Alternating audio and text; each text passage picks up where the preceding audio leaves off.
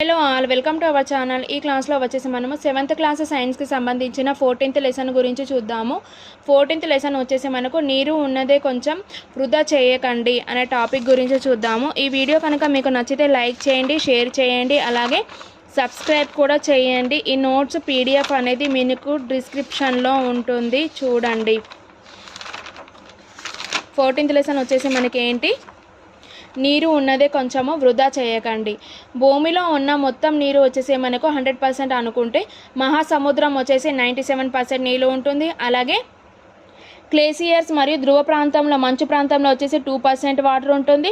కొలను భూగర్భ జలాలు సరస్సులో వచ్చేసి 1% ఉంటుంది వాటర్ అనేది మనకు. అలాగే 2005 నుండి ప్రతి సంవత్సరం మార్చి 22న ప్రపంచ జల దినోత్సవం జరుపుకుంటారు. ఎప్పుడు మార్చి 22 అంటే 2005 నుంచి మార్చి 22న ప్రపంచ జల దినోత్సవం అనేది జరుపుకుంటారు. 2005 నుంచి 2015 మధ్య కాలంలో అంతర్జాతీయ దశాబ్దంగా ప్రకటించారు. 2050 నాటికి జనాభా వచ్చేసి 9.3 మిలియన్ దాటి సూచనలను కనబడుతున్నాయి.